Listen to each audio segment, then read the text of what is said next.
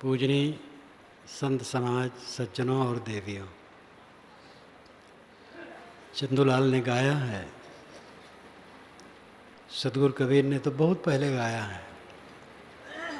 कहा जाता है जो उर्दू के गायक हैं वे कहते हैं ये पहला गज़ल है। गज़ल जब से बनने लगा है ये पहला गज़ल है कबीर साहब का बनाया हुआ। उसके बाद गज़ल चला है। हमन है इश्क मस्ताना, हमन को होशियारी क्या, रहें आज़ाद इस जग में, हमन दुनिया से यारी क्या।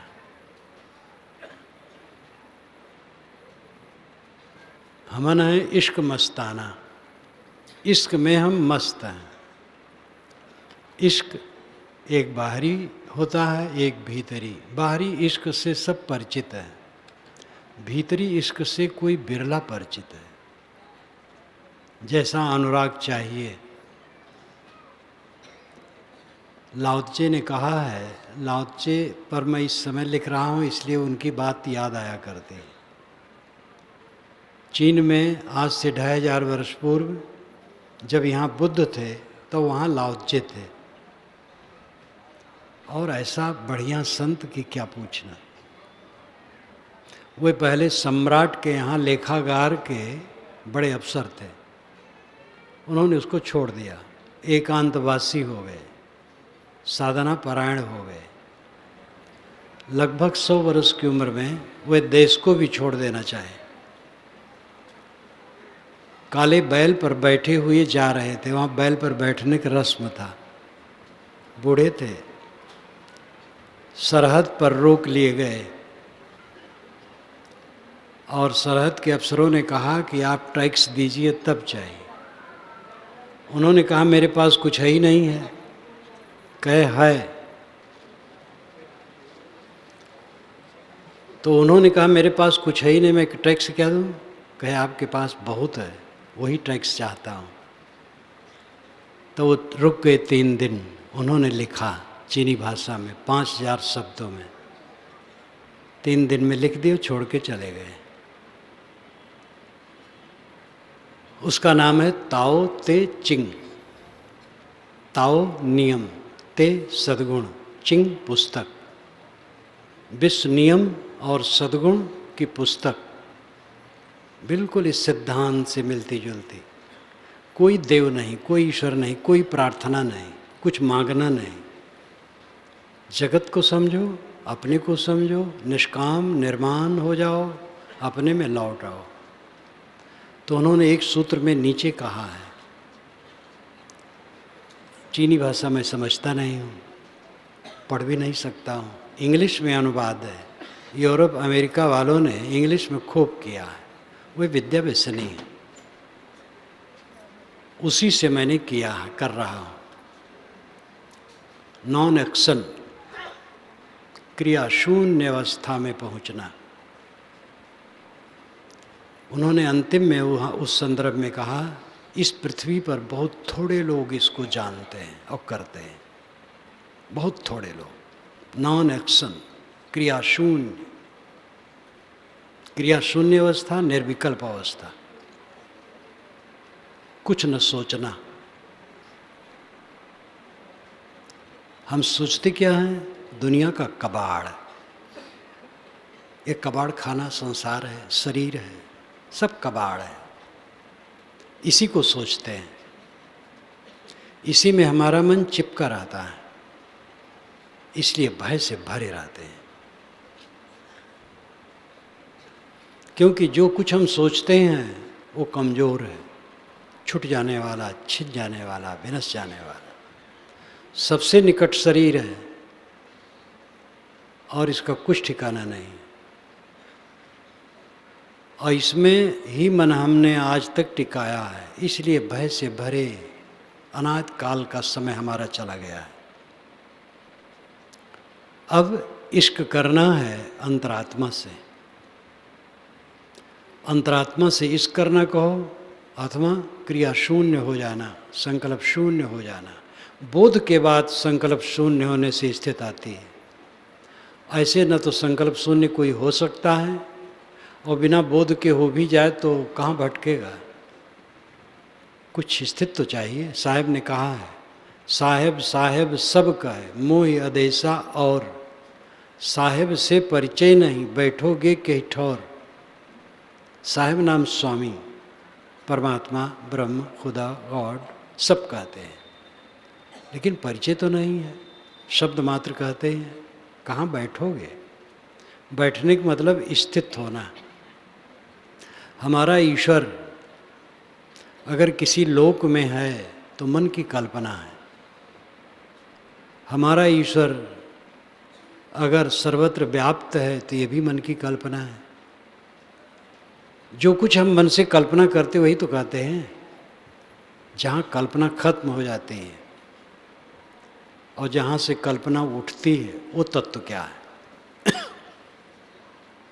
कल्पना कहाँ से उठती है? स्व से। स्व, खुद, सेल्फ, अपने से। और वहीं कल्पना शांत होती है। अपने को बोध हो, अपने का बोध हो कि मैं अविनाशी, नित्य, शुद्ध, बुद्ध, मंगलमय हूँ।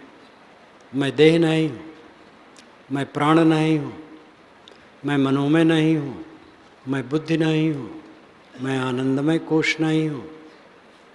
अनुकूल प्राणी पदार्थ परिस्थितियों के मिलने पर आनंद की अनुभूति होती है, वो भी देहोपाधिक है।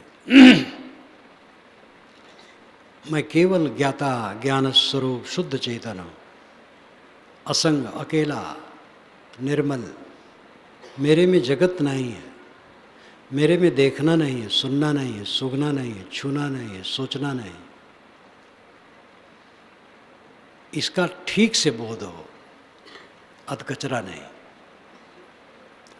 और बोध होने के बाद फिर एकाग्रता का अभ्यास हो, और एकाग्रता के अभ्यास के बाद जब क्रिया शून्य की स्थिति आए तब वो अपनी स्थिति है।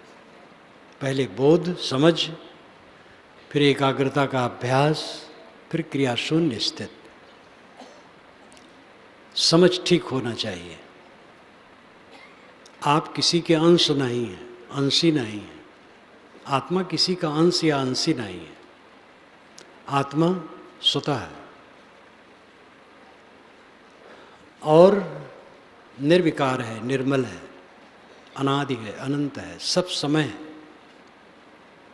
मेरा क्षय नहीं, मेरी उत्पत्ति नहीं। अपने आप को पहचानो। और जो हमारा आपा बह रहा है चारों तरफ, हम खो रहे हैं अपने को, ललचा रहे हैं, रूप देख के, गंध सूंघ कर, छू कर, सोच कर, बोल कर, देख कर, सुन कर, जो हम ललचा रहे हैं और चारों तरफ बह रहे हैं, ये हमारा पतन है। बहना बंद हो जाए, एक लागे नहीं बंद होगा। अभ्यास करो। शुरू करो ये काम, कम करो। जितना बहते थे उसमें कम करो। घटाते घटाते घटाते ऐसी स्थिति आए कि बहना एकदम बंद हो जाए। बहने का अर्थ क्या है? ललचा जाना। किसी का मकान देखे ललचा गए, किसी की गाड़ी देखे ललचा गए, किसी का सुंदर रूप देखे ललचा गए, किसी की संपत्ति देखे ललचा गए, किसी की कीर्ति देखे ललचा गए, किसी का पद देखे ललचा गए। लालच मात्र अपना पतन है, अपनी दरिद्रता है। धन से कोई धनी नहीं होता है, संतोष से धनी होता है। यश से कोई सुखी नहीं होता है, संयम और सेवा से सुखी होता है। अपने पर संयम हो और दूसरे के लिए जो बन सके सेवा हो, इससे सुखी होता है इंसान। यश से सुखी नहीं होता है। ललचाना हमारा बंद हो, मेहनत करेंगे तब होगा, धीरे धीरे होगा। ललचाना जब बिल्कुल बंद हो जाता है तब आदमी बादशाह हो जाता है, अंतर का बादशाह। बहाना बंद हो जाए, इश्क ये भीतर का इश्क है, हमन है इश्क मस्ताना। हम मस्ताना इश्क, हम अंतर में प्रेम में मग्न हैं, इश्क में मस्ताना है। हमन को होश यारी क्या और दुनिया से यारी क्या। दुनिया से यारी क्या मतलब नहीं है कि दुनिया के लिए सद्भावनाएं हैं। दुनिया का मतलब चमक दमक से, लोगों के लिए तो उसके मन में करुणा है। चमक दमक से कोई प्रेम नहीं है। अपने पतन को हम रोकें, यही खास साधना है। अपनी अपनी श्रेणी के अनुसार स्त्री पुरुष गृहस्थ विरक्त कोई भी हो, पंथ से मतलब नहीं है। पंथवंत तो बनाया हुआ मनुष्य का है। जमीन वही है, मेड़े काल्पनिक हैं। बंदोबस्त में मेड़े टूट करके भिन्न तरह बन जाते हैं। जमीन काल्पनिक नहीं है, मेड़े काल्पनिक है। सत्य काल्पनिक नहीं है, संप्रदाय काल्पनिक है। संप्रदाय बनते हैं, बिगड़ते हैं, टूटते हैं, विनष्ट हो जाते हैं, नए हो जाते हैं। आजकल जितना संप्रदाय चल रहा है पूरी दुनिया में, 3000 वर्ष के अंदर के, पुरानी बाइबिल ईसा के पूर्व 1000 वर्ष के अंदर बनी है। कोई कुछ सौ वर्ष पूर्व, कोई कुछ सौ वर्ष पूर्व कोई अध्याय ईसा के 1000 वर्ष पूर्व के अंदर ही बनी है। और ईसा का संप्रदाय तो ईसा के बाद 2000 वर्षों से, इस्लाम 1428 वर्षों से,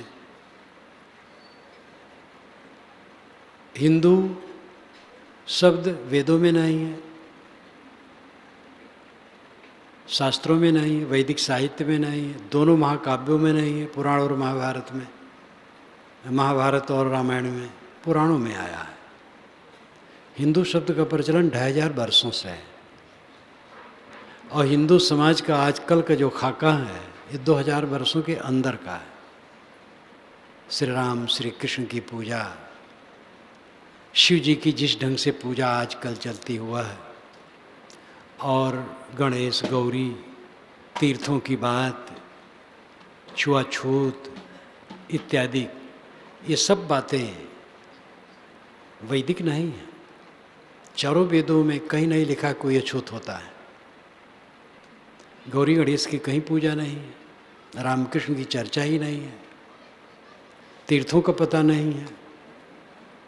हिंदू समाज का ढांचा जितना आज है 2000 वर्षों के अंदर का ज़्यादा है।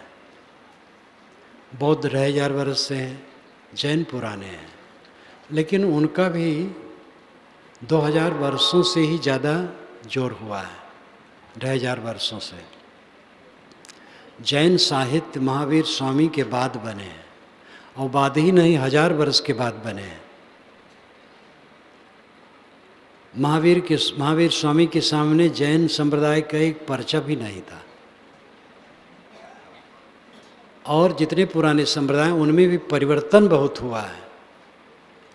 तो धरती तल के जितने संप्रदाय हैं वो 2500 वर्ष 3000 वर्ष के अंदर सब के सब है। और ये दुनिया कब से है? अनादि से है, सदा से है। क्या हम अहंकार करें किसी संप्रदाय का? और संप्रदाय बदलते हैं, रूप उसका बदलता है, और बदलता है, और बदलता है। नई नई बातें उसमें जुड़ जाती हैं, पुरानी बातें गल जाती हैं, मिट जाती हैं। संप्रदाय बड़ी चीज नहीं है, बड़ी चीज है सत्य। सारा दुख कहाँ है? जो हम बहाते हैं इसमें है सारा दुख। भूख लगी है, पीड़ित हैं, और किसी के खेत में से फल तोड़ के खा लें, कोई पाप नहीं है। भूख लगी है, पीड़ित है, खा लिया, कोई हर्ज नहीं। और अगर वो देखेगा, समझदार होगा तो कहेगा कोई बात नहीं। पाप तो हम करते हैं, भूख नहीं लगी है। घूस लेने वालों को भूख लगी है, मिलावटबाजी करने वालों को भूख लगी है। बड़े बड़े गमन होते हैं, बड़े बड़े गबन, क्या भूख लगी है उनको? चोरी डाका कितना कुकर्म होता है, वो भूखे नहीं है।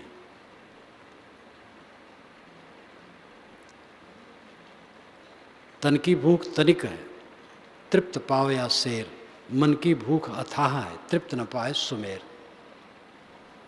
ये हमारे गुरु जी की साखी है, विवेक प्रकाश में आती है। तन की भूख तनिक है, थोड़ा सा, और मन की भूख अथाह है।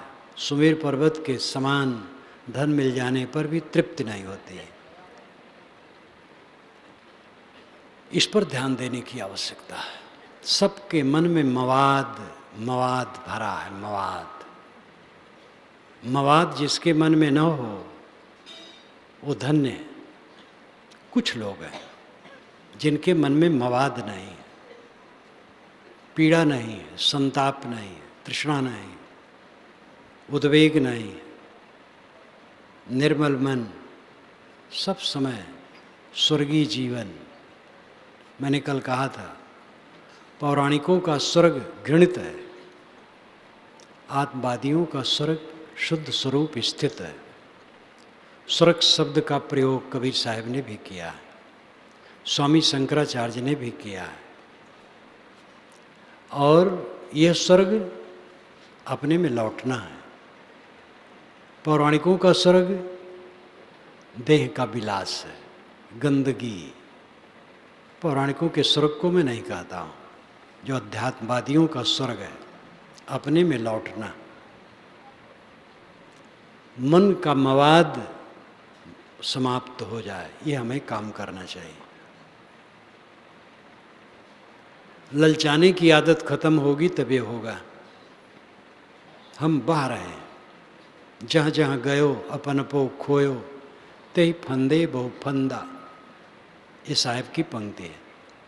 आप जहाँ जहाँ गए अपनपो खो दिए, अपना स्वत्व, अपना स्वरूप भाव, अपना विवेक खो दिए, अपनी तृप्ति खो दिए।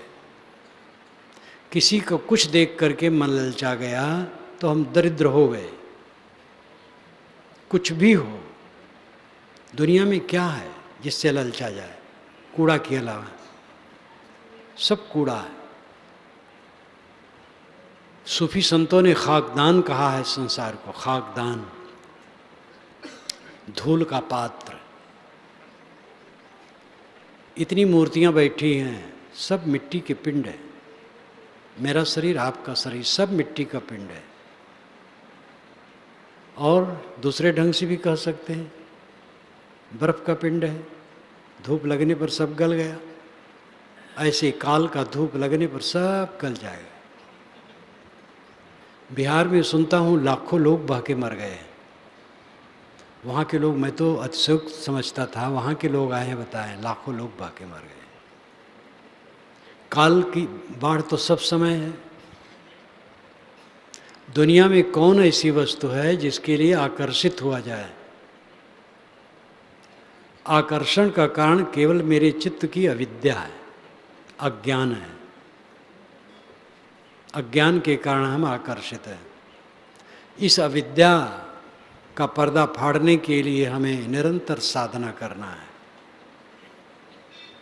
पात्रत्व के अनुसार सबको सत्संग से लाभ होता है। इतने लोग यहाँ आए हैं, कितना कष्ट उठा के आए, कहाँ कहाँ पड़े हैं बेचारे। मकानातों में हैं, लेकिन टेंटों में भी हैं, खुली जगहों में भी हैं, सड़कों में पड़े रहे। यहाँ क्या पाते हैं? धक्का के सिवा। उनका भाव है संतों के पास जाएंगे, मन में सुंदर भावना है और पात्रत्व के अनुसार उनको लाभ होता है। मैं सुबह 3 बजे जब ऊपर घूमने गया जहाँ मेरा निवास है, तो देखा पेड़ों के नीचे खुले में भी लोग सोए, ऊपर से देखा। तो मुझे अपनी बात याद आई। जब थोड़ी उम्र में मैं संतों के भंडारे में जाता था, आसपास भंडारा कहा जाता था। जब तक वहाँ रहा तब तक प्रवचन किसी संत सम्मेलन में नहीं सुना। आसपास जो छोटे छोटे होते थे भंडारा कहते थे, तो माता से कुछ मांग लेता था और जा कर के संत को दे देता था। और वहाँ खाता नहीं था कि संत को देना चाहिए, पास में था, सुन देख करके चले आए। आप लोग तो दूर से आए, खाना पड़ेगा, ये नहीं कि आप न खाएं। तो जाता था, उनको देखता था। भजन कभी कभी लोग गाते थे, वो सुनता था। जब कुछ भी नहीं होता था तो भी साधुओं को देखकर सुनकर मन में अच्छा भाव टिकता था। और वो भाव हमारा बल हुआ। संतों की संगत में जो धक्के खा करके भी लोग पहुँचते हैं और कष्ट उठा करके वहाँ 1 दिन 2 दिन 3 दिन रहते हैं, उसका फल उनको बहुत होता है। मुझे याद आया कि मैं भी जाता था और संतों को देखता था, उनकी वाणी सुनता था, भजन सुनता था। पहली बार 50 या 51 है, जब मैं बड़हरा अपने गुरु आश्रम पर गया। श्री राम सूरत साहब हमारे गुरुदेव, जब परिचय हुआ, संपर्क हुआ, उनको बुलाया, फिर वे कहे तुम मेरे यहाँ भी आओ। अब तुम्हारे यहाँ मैं आ गया, तो उसके आगे भंडारा था, तो मैं उनके पास गया। तब संतों को, पारखी संतों का समूह देखा, उनकी स्वच्छता, उनके विचार पहली बार आकर्षित किया सब। तो संतों के पास जाने से पात्रत्व के अनुसार सबको लाभ होता है। आप लोग उसी तरफ अग्रसर हैं, लेकिन तेज काम कीजिए, धीरे धीरे नहीं। सब स्वाध्याय रत रहिए, ज्ञान का ग्रंथ पढ़िए। एक याद और बताऊं, कबीर पंथ की पहली पुस्तक मिली थी मुझे, निर्मल सत्य ज्ञान प्रभाकर, निर्मल साहब का बनाया हुआ, जो अजगैबा के संत थे और बस्ती जिले में पढ़ता था। अब संत कबीर नगर हो गया है, मगहर के पास से। उनकी वाणी निर्मल सत्यज्ञान प्रभाकर मूल मात्र था। एक पंडित जी ले करके मेरे पास आए। मेरी उम्र उस समय 17-18 की थी। उन्होंने कहा ए भैया देखो ये पुस्तक देखो। तो पुस्तक देखा, बहुत तर्कपूर्ण पुस्तक। तो चित्त को मेरे आकर्षित उसने किया, लेकिन साथ साथ मुझे थोड़ा थोड़ा कष्ट भी होता था पढ़ करके। मैं उस समय राम, कृष्ण, विष्णु और शिव, ये 4 की उपासना करता था। और ओम नमो भगवते वासुदेवाय, ओम नमः शिवाय, गायत्री मंत्र और राम मंत्र, ये 4 जपता था। और अकेले में भगवान के लिए रोता था कि आपका दर्शन कब होगा। और सपने में तो बात करता था। इतना अनुराग। और निर्मल सत्य ज्ञान प्रभाकर, खरा ज्ञान, लेकिन बहुत आकर्षक। तो मन उसमें लगा, लेकिन उनसे कहा दे दो पढ़ूंगा, कहे नहीं तो आज ही लौटाना है। फिर मुझे धीरे से वो पुस्तक मिल गई। कबीर पंथ की पहली पुस्तक हमें निर्मल सत्य ज्ञान प्रभाकर मिली है, जो मूल रूप में थी। 3 वर्ष तक वहीं रहा जहाँ शरीर जन्मा। उसके बाद गुरु जी की शरण में बिल्कुल आ गया 53 में, सन 1953 में। बीच बीच में होता था कि मैं इस पर टीका करूं। ऐसा संयोग आज तक नहीं कर पाया था। गत वर्ष में किया और इस वर्ष में वो छप गई है, टीका सहित पूरी छप गई है। जो चाहे बुक स्टॉल से ले सकते हैं। उस पुस्तक ने मुझे बहुत प्रभावित किया। फिर मैं कहूँ इन संतों से मिल करके, क्या सही केवल कबीर साहब जानते थे और कोई नहीं जानता था? आप लोग बहुत खंडन करते हैं। तो संत कहें घबराओ मत, खंडन नहीं करते, सत्य कहते हैं। और ये नहीं कहते दूसरे लोग नहीं जानते हैं, घबराओ मत। मैंने गुरु जी से प्रश्न किया, महाराज नरसिंह भगवान खंभा फाड़ के निकल आए कि वो भी झूठ हो जाएगा? मैं समझा कि बहुत बड़ा तर्क मैं कर रहा हूँ, तो सब हंसने लगे। धीरे धीरे बीजक मुझे मिला, पूर्ण साहिब की त्रिज्या, ये सब पुस्तकें पढ़ी। 3 महीने में हमें पूरा संतोष हो गया और कबीर के विचारों में रमने लगा। कबीर का विचार मतलब सत्य का विचार। कबीर का विचार कोई पंथ का विचार नहीं। कबीर पंथ तो पीछे बना है। कबीर पंथी नहीं थे। पूरे बीजक में कबीर पंथ शब्द नहीं है और किसी भी उनकी ग्रंथावली में कबीर पंथ शब्द नहीं है। ये तो लाखों लोग हो गए तो पीछे वो पंथ बनेगा ही, कुछ उसका नियम होगा ही, शाखा पर शाखाएं होगी, संसार का स्वभाव है। तो निर्मल सत्यज्ञान प्रभाकर ने मुझे प्रभावित किया। मैंने भूमिका में लिखा है कि ऐसा संयोग पड़ा कि इसकी व्याख्या मैंने अपने जीवन के आखिरी समय में किया, जबकि शुरू में ये मिला और शुरू में करने का विचार होता था, अंत में किया, लेकिन कर डाला तो मुझे संतोष है। ये पुस्तक जिनको पढ़ना हो बुक स्टार में मिलना चाहिए।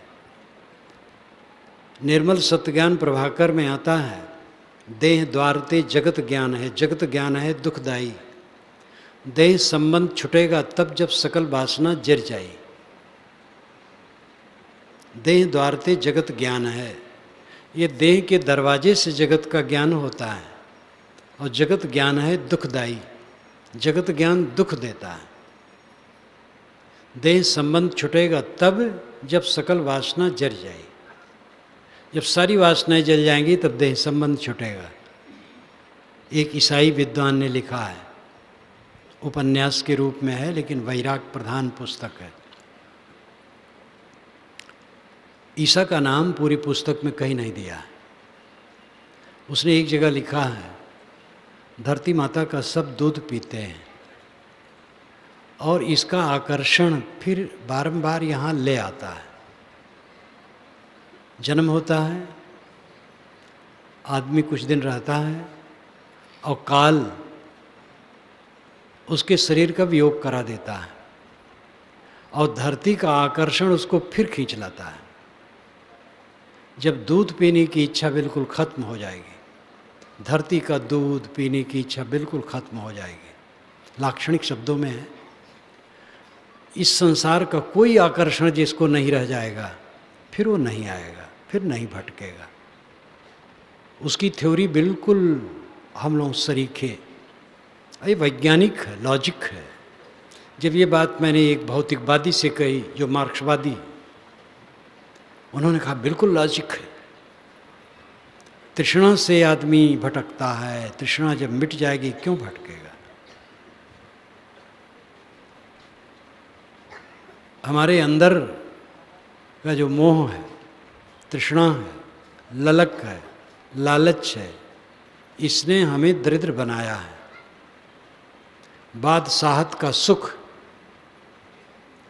सम्राट होने का सुख भोगना है तो लालच को घटाओ। सरपंच हो के, प्रधान हो करके बड़े नहीं होगे, एमपी एमएलए हो करके बड़े नहीं होगे। एक विधायक मेरे सामने आए, दूसरे सज्जन ने उनको आशीर्वाद दिया, शुभकामना की, मैं आपको मुख्यमंत्री रूप में देखना चाहता हूँ। उस समय तो मैं ज़्यादा नहीं कहा, पीछे कहा कि मुख्यमंत्री हो करके ये क्या करेंगे। ये मनुष्य हैं इसलिए बड़े हैं, विधायक हैं तो छोटे हो गए, अब अगर मंत्री हैं तो और छोटे हो गए, और मुख्यमंत्री तो और छोटे हो गए, प्रधानमंत्री तो और छोटे हो गए। मनुष्य हैं बस बड़े हैं। मनुष्य बड़ा और क्या है। विधायक होगा, प्रपंच बढ़ेगा, कुछ और उल्टा सीधा करेगा। मुख्यमंत्री होगा तो पता नहीं कितना उल्टा सीधा करेगा। उसमें क्या बड़ा हो गया?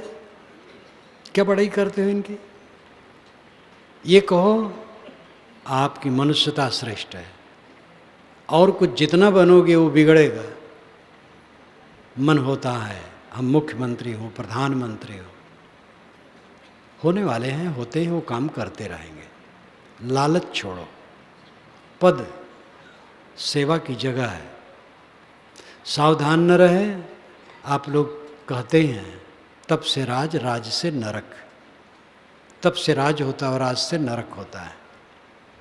गुरु बन कर के भी अगर गुरुत्व को न समझा तो पतन है। हम किसके गुरु हैं? किसी के गुरु नहीं, सब मित्र हैं। सेवा करना है। गुरु जो बना वो भटका, गुरु न बने, सेवा कर दे। कुछ लोगों को जिम्मेदारी निभानी पड़ती है गुरुत्व की, लेकिन गुरुत्व की जिम्मेदारी के लिए भी भारतीय परंपरा ही में नहीं, पूरे विश्व में विधान क्या है? विधान यह है कि साधक पहले जिज्ञास होता है, फिर मुमुक्ष होता है, फिर साधु होता है, फिर संत होता है, फिर गुरु होता है। जिज्ञास ज्ञान की इच्छा वाला। सब लोग कमाते खाते हैं और दुनिया में उलझे रहते हैं। कुछ ऐसे होते हैं कि मैं कौन हूँ, जगत क्या है, दुख क्यों है, दुख से छुटकारा कैसे मिले, ये जिज्ञासा मन में होती है। कुछ लोगों को होती है, वे जिज्ञासु हैं, ज्ञान की इच्छा वाले। जब किसी गुरु से मिले, समझ हुई, तब उनको मुमुक्षा होती है, मोक्ष की इच्छा। जब समझ में आ गया तो जो गलत है उसको छोड़ने की इच्छा होती है, मोह माया। फिर वे साधुत्व की तरफ बढ़ते, साधना करते हैं। कभी मन से हारते हैं और कभी मन पर विजयी होते हैं। इस हार जीत में लगे लगे फिर एक दिन ऐसा आता है कि पूरी विजय हो जाती है, फिर हार नहीं होती है, पूर्ण आत्मसंतुष्ट, तो वो संत है। सत से संत शब्द बना है, सत में स्थित हो गया, तब वह गुरुत्व का काम करे तो अच्छा है। पहले गुरु बन गया, जिज्ञासा तक नहीं है, मोक्षा तक नहीं है, तो अपने खराब करेगा, दूसरे खराब करेगा। गुरु प्रायः गुरु झींकते रहते हैं, चेलों की निंदा करते रहते हैं, बुराई करते रहते हैं, और उनको लगता है कि हमारी सेवा ठीक से नहीं हो रही है, हमारा आदर ठीक से नहीं हो रहा है। गुरु बनने से कोई फायदा नहीं, गुरु बनना भी बेकार है। मनुष्य बनो। मनुष्य हो बनना क्या है?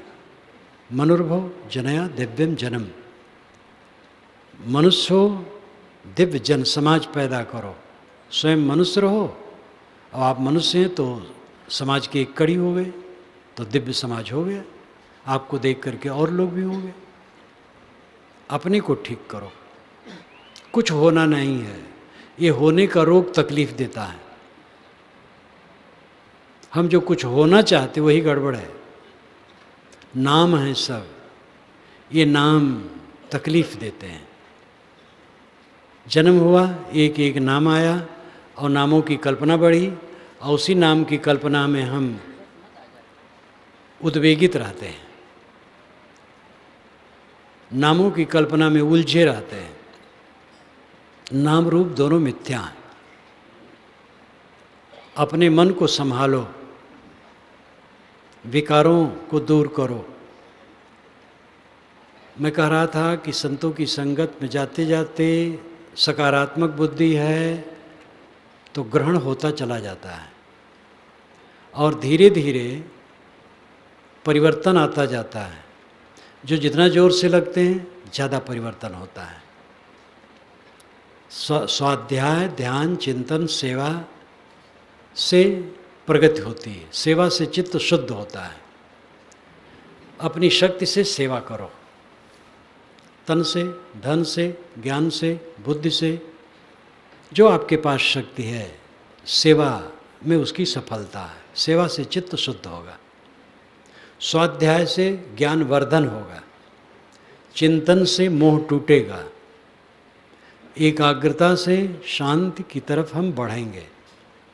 निर्विकल्प समाधि में पहुंचने पर पूरी स्थिति होगी। एक क्रम है, पहले सत्संग है, संत की संगत करें। जितने संत हैं वेश देख करके हमारे मन में सद्भाव जगता है, इसलिए वेश भगवान को भी नमस्कार है। और फिर ज्ञान की चर्चा से विचारों में परिवर्तन आता है। जो दृढ़ होकर के लग जाते हैं उनके जीवन में जल्दी जल्दी परिवर्तन होता है। ये अपना व्यक्तिगत विषय है। कुछ सज्जन प्रश्न करते हैं, ये कल्याण अवस्था श्रम साध्य है कि कृपा साध्य है? कृपा संत गुरु की बहुत है। भक्त संत गुरु इन सब की कृपा है। एक एक ठोकर देते हैं, अपना जगना चाहिए। हमें याद है गृहस्थों और भक्तों के वचन से मुझे बड़ी प्रेरणा मिली। शुरू में सब समय मिलती है, संतों से मिली, गुरु जी से मिली, पूरी सत्ता से मिलती है। जो हमें उपदेश देते हैं, निर्देश करते हैं, उनकी कम कृपा नहीं है। अब जो हमें करना है वो दूसरे की कृपा से कैसे होगा? हमारे मन का दृष्टा कोई दूसरा नहीं हो सकता है।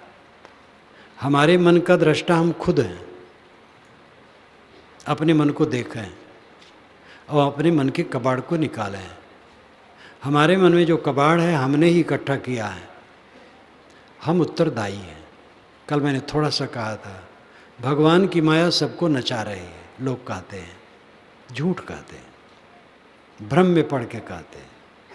भगवान दुर्जन नहीं होता है, दुर्जन सबको नचाता है। बिगाड़ानंद का नाम तो आप लोगों ने सुना होगा, कभी कभी मैं भी कहता हूँ। सज्जन ही कहना चाहिए। एक सज्जन थे एक गांव में जो सबका काम बिगाड़ते थे। बुलाओ तो न बुलाओ तो वो पहुंच जाते थे और सबका काम बिगाड़ते थे। कोई ज़मीन बेच खरीद रहा है, पहुंच गए, दोनों से कहते थे मुझे कुछ दो नहीं बिगाड़ूंगा। कोई नींव डाल रहा है मकान बनाने के लिए, पहुंच गए, तुम जहाँ नींव डाल रहे हो ये दूसरे के हिस्से में है, तो लोग कुछ दें भैया छोड़ो। हर जगह वो हस्तक्षेप करते थे। एक सज्जन का लड़का उसको देखने के लिए बरदेखुआ आए थे, लड़की वाले। तो घर वाले ने अपने लड़के से कहा, बेटा, उनका नाम लोग बिगाड़ानंद कर दिए थे, सबके काम बिगाड़ते थे, इसलिए बिगाड़ानंद लोग कहते थे। बिगाड़ानंद आएंगे सब बिगाड़ देंगे। तो उन्होंने रुपया दिया और कहा कि जब आएंगे उनके चरणों पर रख करके पैर छू लेना। तो आए वो बिगाड़ानंद बैठ गए। उस बच्चे ने रुपया रखा, पैर पर छू लिया, कहा बेटा खुश रहो, तुम्हारी मिर्गी जल्दी अच्छी हो जाए। रुपया कम था इसलिए बिगाड़ दिया।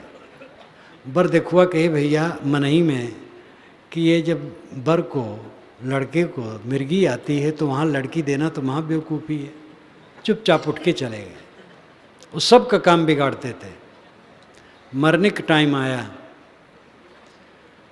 तो उन्होंने गांव वालों को बुलाया कि भाई मैं मर रहा हूँ, मैं सब का काम बिगाड़ा हूँ, मुख से कह करके मैंने बहुत गलत किया है, मैं प्रायश्चित करना चाहता हूँ।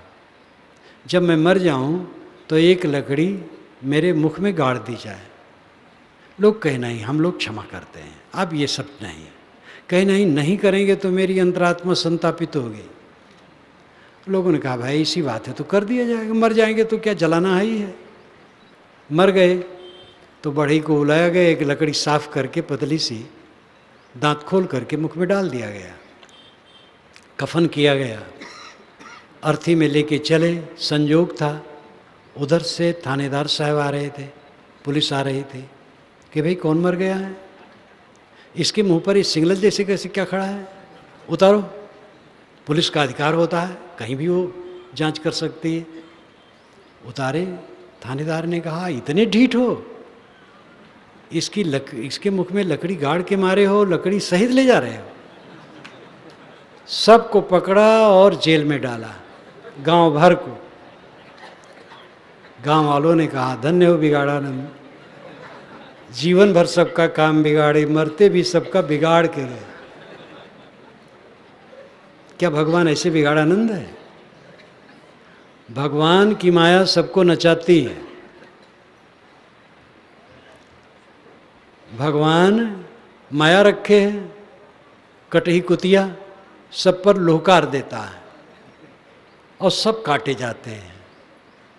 आज तक थाने में रिपोर्ट करना चाहिए भगवान के ऊपर। थानेदार साहब से कहना चाहिए, महाराज भगवान को खोजिए, वो माया सबके ऊपर दौड़ाई है, पकड़िए। थानेदार बेचारा कहाँ पकड़ेगा?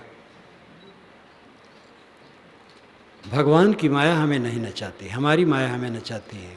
कहने सुनने में लोग धर्म के क्षेत्र में ऐसी ऐसी बातें हैं जो बिल्कुल गलत हैं और बिल्कुल सही है। दोनों प्रकार की बातें हैं। इसलिए न तो हम परंपरा की सारी बातों को स्वीकार सकते हैं और न सारी अस्वीकार सकते हैं। हमारी परंपरा ने हमें बहुत दिया है, उससे हम उपकृत हैं, लेकिन जो गलत बातें आ गई हैं उनका त्याग आवश्यक है। और ये सब समय रहा है, पहले ज़माने में भी रहा है। ग्रहण और त्याग। साधु ऐसा चाहिए जैसा शुभ सुभाए, सार सार को गह रहे थोथा दे उड़ाए। ये साहब की साखी जगत प्रसिद्ध है। साधु का मतलब सज्जन को ये चाहिए कि शुभ स्वभाव बने। सूप में रख करके चावल फटक दिया गया, भूसी उड़ गई, चावल रह गया। ऐसे विचारों से फटक पछोर करके बात मानो, सब न मानो। वेद की ऋषि ने बहुत पहले कहा, चलनी का उदाहरण उन्होंने दिया। सक्त में उदित ना पुनंतो यद्र धीरा मनसा वाचम कृत अत्रा सखाया सख्या निजानते भद्र ईशाम लक्ष्मी निहितादिवाच। सक्तुम यु तितोना, सक्तुम सतुआ। सक्त क्यों कहते हैं? हम लोग सत्तु कहते हैं, वेद में संस्कृत में सक्त कहते हैं। यास्क मुनि ने इसकी परिभाषा दी है। आज से 2800 वर्ष पूर्व यास्क मुनि हुए हैं। उनका ग्रंथ अभी भी उपलब्ध है। तो उन्होंने कहा है, सक्त इसलिए कहा जाता है कि उसके कण एक दूसरे में चिपके रहते हैं और अलग करना बड़ा मुश्किल होता है, इसलिए उसको सक्त कहते हैं। सक्तुम यु तितौना, तितौना नाम चालना, तितौ नाम चलनी। चलनी से जैसे सत्तू छाना जाता है, तैसे विवेक से वाणी को छानो। गेहूं का पता वेदों में नहीं लगता है, आटा का पता नहीं लगता, सत्तू का पता लगता है, जौ का वर्णन आता है। चिवड़ा दही का पता नहीं लगता है, सत्तू का पता लगता है। सत्तू का पता कई जगह लगता है। सत्तू जैसे चालते हैं चलनी से, वैसे विवेक से वाणी को चालो। ये हमारे वेद के ऋषि कहते हैं। वेद के ऋषि चलनी और कबीर साहब सूप, दोनों बताते हैं परंपरा का आदर करो, लेकिन निर्णय करो। गुरु पूज्य है, परंपरा पूज्य है, शास्त्र आदरणीय है, लेकिन विवेक को त्याग करके परंपरा में गलत चीज़ आ गई है, उसका त्याग करना है। त्याग किया गया है। हवन तर्पण होता था, यज्ञ होता था, बहुत पशु मारे जाते थे। एक अश्वमेध यज्ञ में 300 पशु कटते थे। सोचिए 300 पशु जहाँ कटे हैं, कैसा बीभत्स होगा। भारत में बहुत दिनों से सब बंद हो गया है। ईश्वर और देवता के नाम पर हत्या, ये जंगली युग की देन है और वो शास्त्रगत हो गई है मतों में। लेकिन कम से कम भारतीय परंपरा में ये विचार काफ़ी क्षीण हो गए हैं, परिवर्तन हो गया है। नारियल जो हवन में जलाया जाता है इसका वही है प्रतीक। कम से कम श्रीमद् भागवत के अंत में जब हवन होता है तो एक समूचा नारियल उसमें तोल लपेट कर मंत्र से अभिषिक्त कर हवन में डाला जाता है। तो यही है भाई, किसी पशु को नहीं मारेंगे, ये नारियल ही मानो हो गया। ये परिवर्तन आया तो विवेकी बनो। जो कुछ लिखा है सब सच नहीं है और सब झूठ नहीं है। किसी ग्रंथ में कुछ गलत होने से सब त्याज्य नहीं है और सही होने से गलत भी ग्रहण करने योग्य नहीं है। अति श्रद्धावादी सब कुछ को मानने के तैयार है और बुद्धिवादी सब कुछ को छिन्न करने के तैयार है। आज का जमाना बहुत द्वंद्व का है, सब समय रहा है, लेकिन आज का द्वंद्व का जमाना क्यों ज़्यादा है? क्योंकि विज्ञान ने बहुत साधन पैदा कर दिया है। परंपराएं टूट रही हैं। ब्राह्मण पंडित लोग घबरा रहे हैं कि पंडिताई हमारे बच्चे नहीं करना चाहते, धर्म लुप्त हो जाएगा। मैं कहता हूँ धर्म लुप्त नहीं होगा, परिवर्तन आएगा। सत्य सदैव जीवित रहता है। विज्ञान बढ़ जाने से, वैज्ञानिक तर्क बढ़ जाने से नई पीढ़ी चमत्कार को नहीं मानती और चमत्कार पुराने लोग लाते हैं, इसलिए दोनों में टुटन है। पुराने लोग कहते ग्रंथों में लिखा हो पूरा ग्रंथ सच है, आर्ष वचन है, भगवत वचन है। नए लोग कहते हैं जब उसमें व्यर्थ की बात है वो कैसे मानी जाएगी, इसलिए सारे धर्म ग्रंथ आग में फेंक देना चाहिए। पुराने लोग कहते सारे ग्रंथ ज्यों के त्यों मान लेना चाहिए। कबीर बीच में है, वह कहते हैं धर्म ग्रंथों के उचित बातों को मानो, जो उचित ना है न मानो। विज्ञान आज बढ़ा है, कबीर 600 वर्ष पूर्व हुए हैं, 610 वर्ष हो गए उनके जन्म हुए, और उस जमाने में उन्होंने जो बात कही विज्ञान से टकराती नहीं। कितना अद्भुत है। वह उनकी बात आज के युवकों के लिए, आज के बूढ़ों और युवकों के बीच में समाधान के लिए कबीर वाणी जितनी सशक्त और समर्थ है, अद्भुत है। कबीर महातर्कबाज है और महासंत है। हम लोग कबीर को सदगुरु कहते हैं, कबीरपंथी लोग। विद्वान लोग या दूसरे मत वाले उनको संत शिरोमणि कहते हैं। राम सुखदास जी महाराज गीता परिषद के, उन्होंने कहा कबीर संत शिरोमणि हो गए।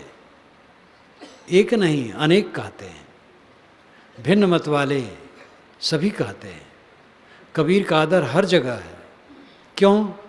क्योंकि वे ऐसे बिंदु पर खड़े थे जहाँ सब मिलता है। हजरत शाह द्विवेदी ने लिखा है कि लोग अपने अपने रास्ते में चलते इसलिए अपने रास्ते को जानते हैं। कबीर चौराहे पर खड़े हैं जहाँ सबका रास्ता मिलता है, इसलिए सबको जानते हैं। तो उस चौराहे में जो गलतियाँ उसको टोकते हैं और सबका आदर करते हैं। कबीर तर्क करना जानते हैं, महाश्रद्धावादी हैं। वह राम, हरि, सारंग, पाणी, ब्रह्म सब शब्दों का आदर करते हैं। और फिर इतना नहीं, अल्लाह, गॉड तो नहीं कहते, अल्लाह, खुदा, रहीम, करीम, ये सब भी कहते हैं। गॉड शब्द का प्रचलन उतना नहीं था। गॉड शब्द का प्रचलन अभी 600-700 वर्षों से है, पहले ये शब्द नहीं था। शब्द तो सब बनाए होते हैं, लेकिन सत्य नित्य होता है। पुरानी परंपरा और नई परंपरा में टुटन है। कबीर वाणी का मनन चिंतन हो तो आदमी स्वस्थ विचार से जब हो जाएगा तो ग्रंथों का, परंपरा का आदर करेगा, गलत चीज़ों को छोड़ देगा। कई लोग मुझसे मिल कर के कहे हैं कि राम कृष्ण के प्रति मेरी श्रद्धा नहीं रही। हिंदू थे वो, लेकिन आपकी पुस्तकें जब से पढ़ने लगा तब से उनके प्रति श्रद्धा हो गई। क्योंकि आपने उनके मानवीय स्वरूप को चित्रित किया है। और रामायण रास की भूमिका में मैंने इसको लिखा, ये यथार्थ लिखा है, कोई मेरे मन की कल्पना नहीं है। राम का रामत्व उनके त्याग में है। जब वे सुनते हैं 14 बरस का वनवास, शाम को बताया गया था राजगद्दी, सुबह सुनते हैं वनवास। वाल्मीकि रामायण में आया है कि उनको शोक नहीं हुआ। ये उनका रामत्व है। राम और कृष्ण और जितने महापुरुष हैं, ये सब हमारे सिर मुकुट हैं। मोहम्मद, ईसा, दाऊद, बुद्ध, महावीर, नानक, कबीर, दुनिया के जितने महापुरुष हैं सब हमारे सिर पर हैं। और सारे संप्रदाय हमारे आदरणीय हैं, सारी परंपराएं आदरणीय हैं, कौन अपना नहीं है। कुछ लोग कहते हैं ये फिरका ने यहाँ नहीं रहना चाहिए। हिंदू हिंदू के घर में डाका डालते हैं, ब्राह्मण ब्राह्मण को ठगते हैं, मुसलमान को ठगते हैं। पाकिस्तान में नमाज पढ़ते समय बम विस्फोट होता, वो बम विस्फोट करने वाले हिंदू नहीं मुसलमान हैं। मुसलमान मुसलमान को मारते, हिंदू हिंदू को मारते हैं, जहाँ पे बेक नहीं है। कौन पर आया है? ये मन का विकार छोड़ना है और सब में प्रेम की गंगा बहानी है। कोई हिंदू मुसलमान नहीं है, कोई ब्राह्मण शूद्र नहीं है, कोई अपना पराया नहीं है। पंथ भी ये नाम है बस। कबीर पंथ, वैष्णव पंथ, दादू पंथ, दरिया पंथ, वेदांत, शायो शाक्त, ये सब नाम हैं। मनुष्य मनुष्य है। इसलिए उदार चिंतन की आवश्यकता है।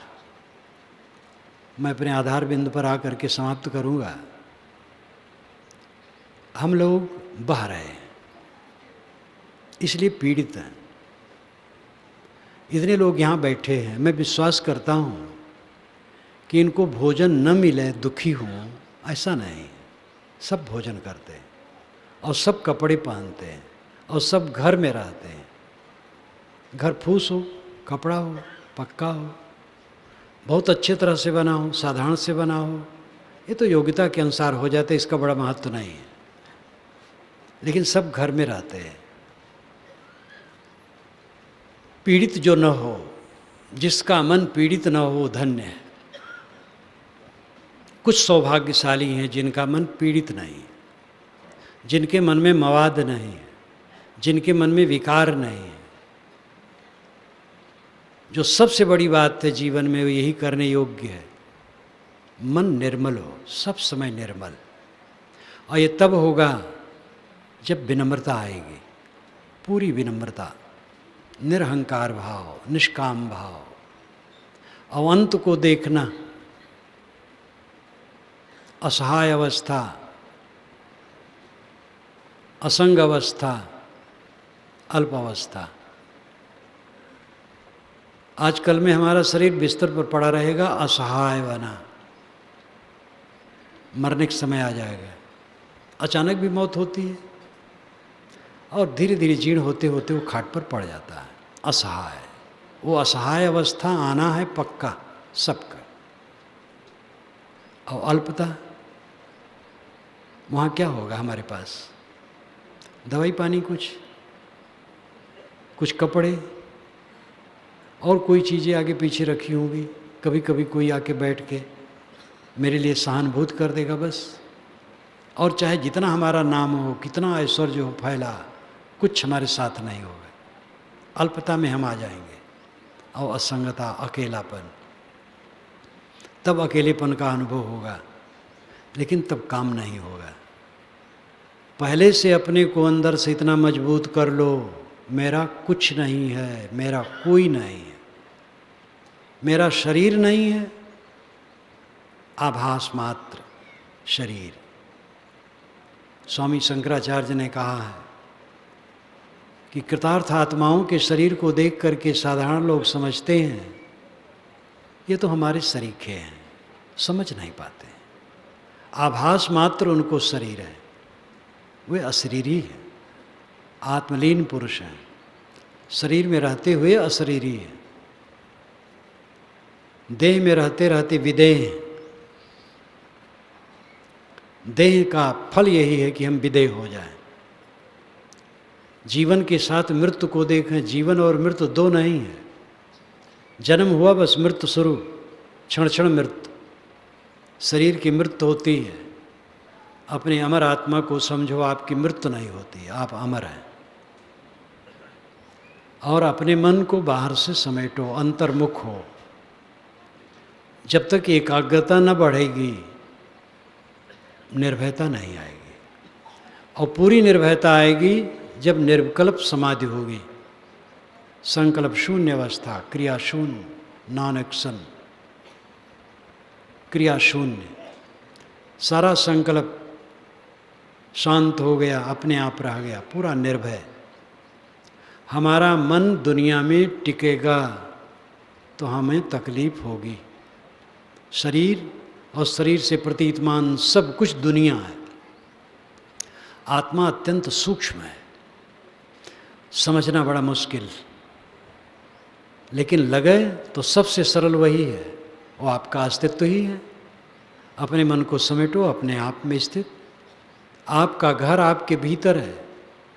बाहर का घर तो शरीर के लिए है।